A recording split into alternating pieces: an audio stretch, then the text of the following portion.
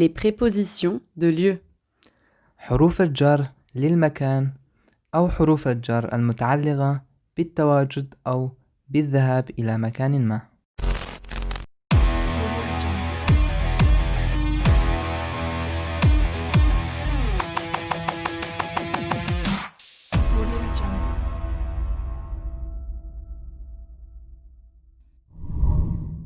بونجور les amis وأهلا بكم في الدرس التاسع من دروس تعلم اللغة الفرنسية مع سام.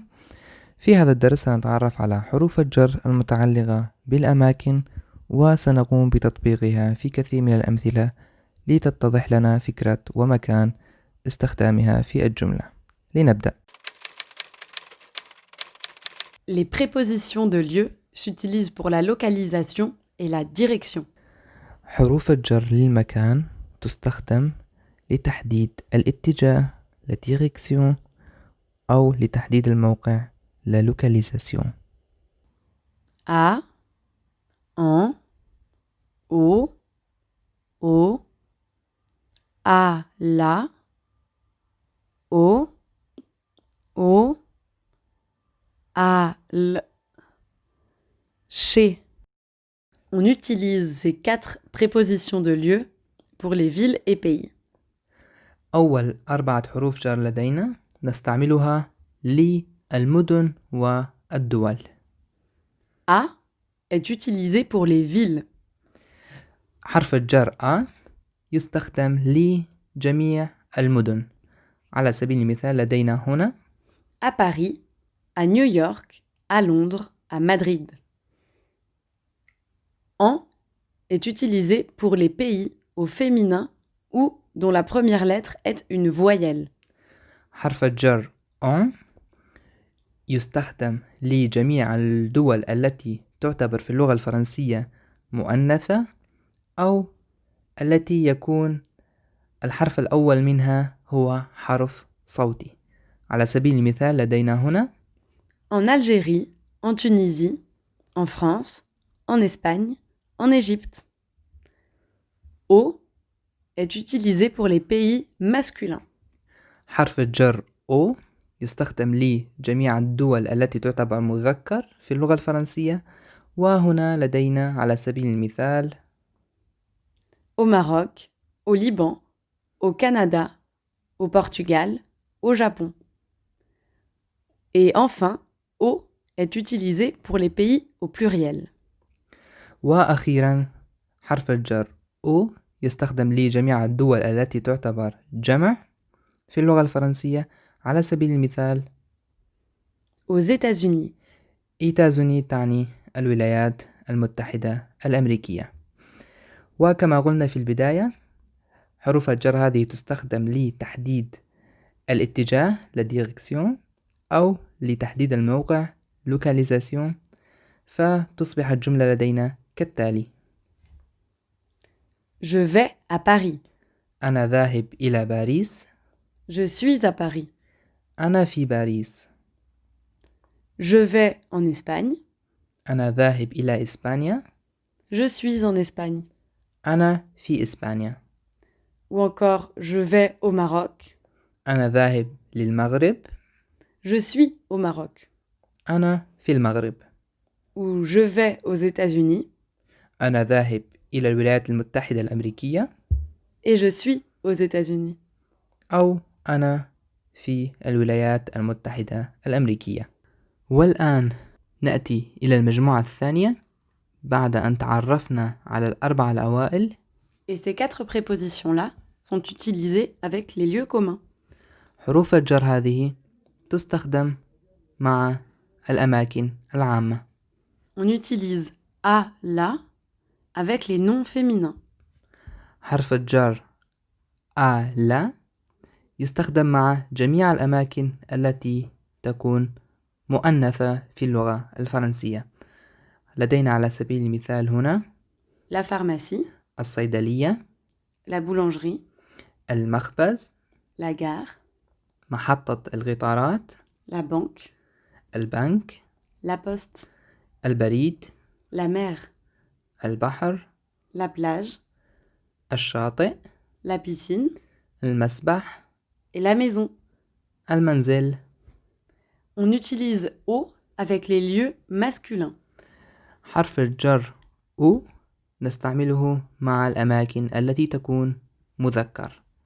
لدينا هنا بعض الأمثلة، وأولا لدينا Le bureau, المكتب، le musée, المتحف، le cinéma, السينما، le théâtre, المسرح، le concert, الحفلة، le café, المقهى، le restaurant, المطعم، le stade, الملعب، le parc, الحديقة العامة، le château, القلعة، le zoo حديقة الحيوانات، et le cirque. السيرك. On utilise au pour les lieux au pluriel. حرف الجر أو يستخدم للأماكن التي تكون جمع. لدينا هنا على سبيل المثال Aux toilettes, تعني المرحاض. هذه الكلمة الوحيدة التي وجدتها جمع، ولكن يوجد أكيد هناك بعض الكلمات التي تكون جمع. on utilise à l avec les lieux dont la première lettre est une voyelle ou un H. حرف الجر آل يستخدم مع جميع الأماكن التي تبدأ بحرف صوتي أو حرف أش. على سبيل المثال لدينا هنا أوبيتال تعني المستشفى، وهي تبدأ بحرف الأش. الأمثلة الأخرى لدينا أولا L'école, المدرسة، l'aéroport, المطار، l'église, الكنيسة، l'office de tourisme, وهو مكتب السياح، l'arrêt de bus, موقف الباص، l'usine, المصنع، l'hôpital, المستشفى، l'hôtel. وهو الأوتيل أو الفندق. وهنا كما فعلنا سابقا نستخدم حروف الجر هذه لتحديد الاتجاه أو لتحديد المكان، فتصبح الجملة لدينا بكل بساطة هكذا: Je vais à la pharmacie. أنا ذاهب للصيدلية. Je suis à la pharmacie. أنا في الصيدلية. هل لاحظتم هنا يستخدم نفس حرف الجر لنقول أنا في أو أنا ذاهب إلى. Je vais au café. أنا ذاهب للمقهى. Je suis au café. أنا في المقهى. Je vais aux toilettes. أنا ذاهب للمرحاض. Je suis aux toilettes. أنا في المرحاض. Je vais à l'école. أنا ذاهب للمدرسة. Je suis à l'école. أنا في المدرسة. وآخر حرف جر لدينا هو الحرف شي، ويستعمل À la maison ou au lieu de travail d'une personne. في منزل أو في مكان عمل شخص ما. لدينا هنا بعض الأمثلة: Le coiffeur, وهو الحلاق، le dentiste, طبيب الأسنان، le boulanger, الخباز، le médecin. الطبيب. Marie, Monsieur Sam, Paul et Luc, هذه كانت أسماء mes grands-parents, وتعني أجدادي. وكما فعلنا سابقا هنا أيضا نستطيع أن نقول je vais chez le coiffeur. أنا ذاهب للحلاق، Je suis chez le coiffeur. أو أنا عند الحلاق. Je vais chez mes grands-parents. أنا ذاهب لأجدادي. Je suis chez mes grands-parents. أو أنا عند أجدادي.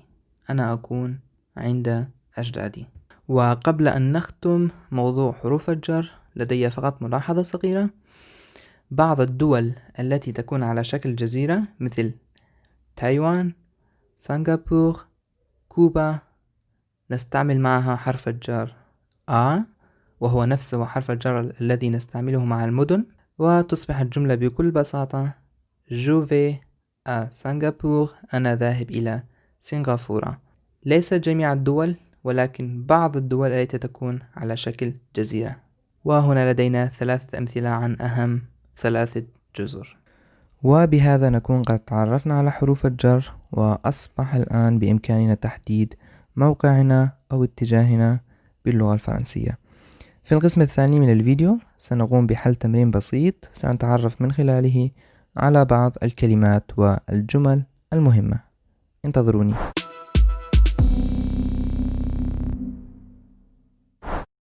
هنا لدينا بعض الكلمات المتعلقة بالمواصلات العامة والتنقل، مثل تران، تران وهو القطار، مترو، مترو المترو،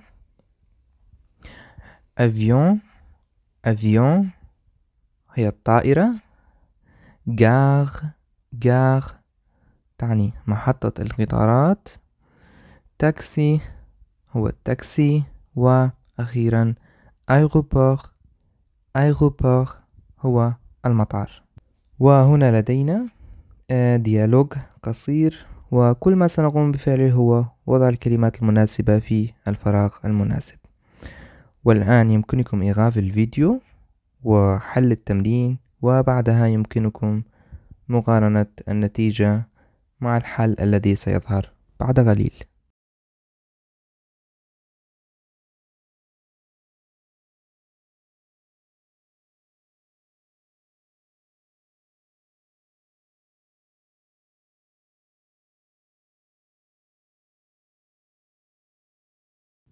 Pour aller à la gare de Lyon, s'il vous plaît?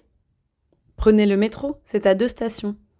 هنا يسأل شخص ما لأجل الذهاب إلى غارد ليون هو اسم المحطة، سيلفوبلي من فضلك.